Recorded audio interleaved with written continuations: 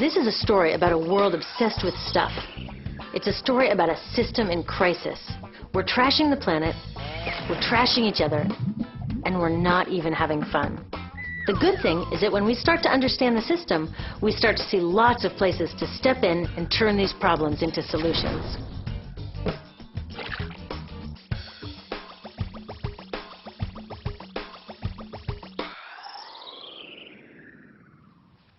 One of the problems with trying to use less stuff is that sometimes we feel like we really need it. What if you live in a city like, say, Cleveland, and you want a glass of water? Are you going to take your chances and get it from the city tap? Or should you reach for a bottle of water that comes from the pristine rainforest of Fiji? Well, Fiji brand water thought the answer to this question was obvious, so they built a whole ad campaign around it. It turned out to be one of the dumbest moves in advertising history. You see, the city of Cleveland didn't like being the butt of Fiji's jokes, so they did some tests, and guess what? These tests showed a glass of Fiji water is lower quality, it loses taste tests against Cleveland Tap, and costs thousands of times more. This story is typical of what happens when you test bottled water against tap water. Is it cleaner? Sometimes, sometimes not. In many ways, bottled water is less regulated than tap. Is it tastier?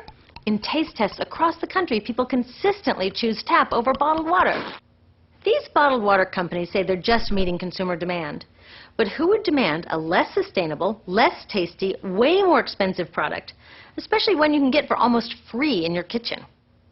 Bottled water costs about 2,000 times more than tap water. Can you imagine paying 2,000 times the price of anything else? How about a $10,000 sandwich? Yet people in the U.S. buy more than 500 million bottles of water every week. That is enough to circle the globe more than 5 times.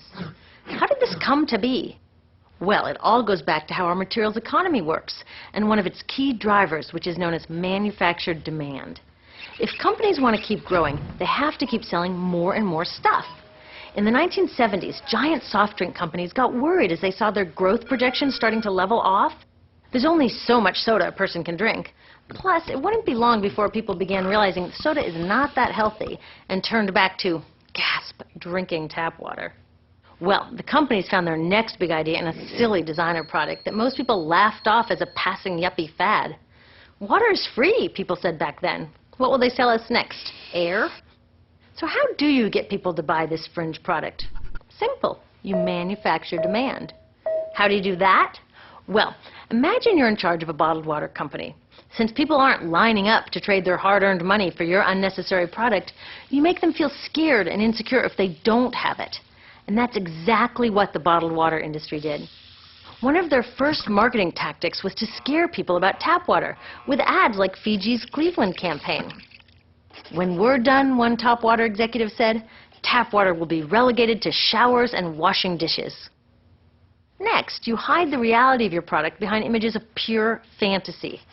Have you ever noticed how bottled water tries to seduce us with pictures of mountain streams and pristine nature? But guess where 1/3 of all bottled water in the U.S. actually comes from? The tap. Pepsi's Aquafina and Coke's Dasani are 2 of the many brands that are really filtered tap water. But the pristine nature lie goes much deeper. In a recent full-page ad, Nestle said, bottled water is the most environmentally responsible consumer product in the world. What? They are trashing the environment all along the product's life cycle. Exactly how is that environmentally responsible?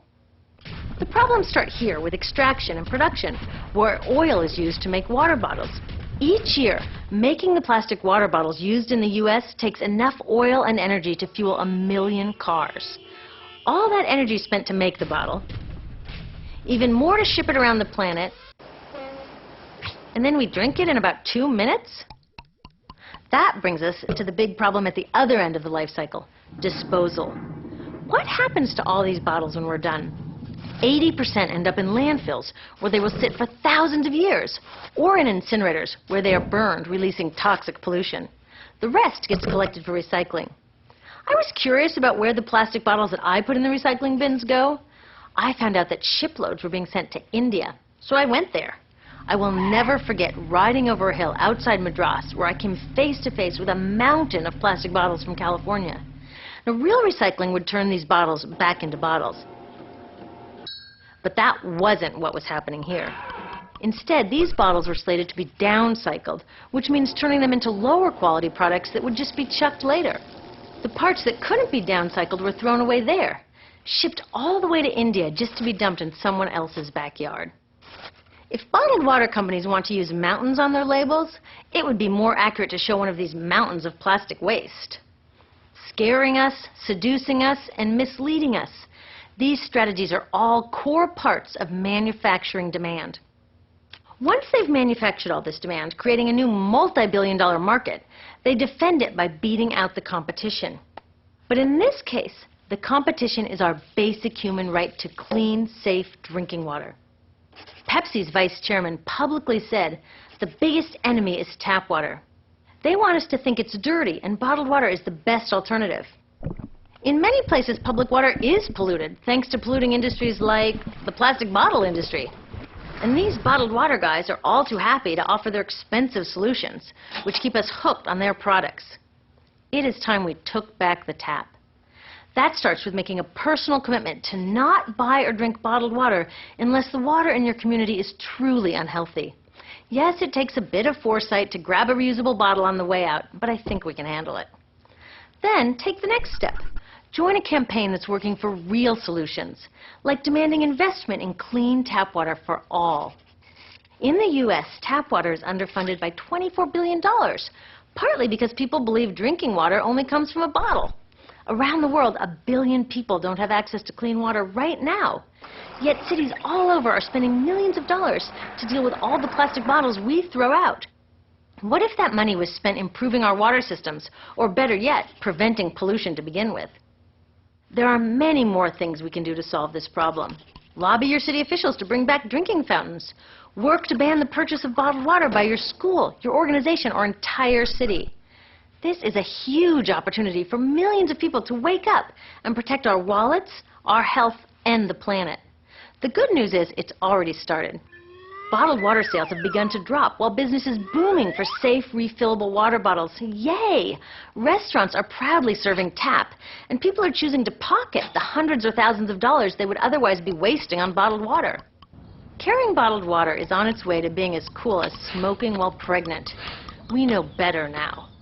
The bottled water industry is getting worried because the jig is up. We are not buying into their manufactured demand anymore. We will choose our own demands, thank you very much, and we're demanding clean, safe water for all.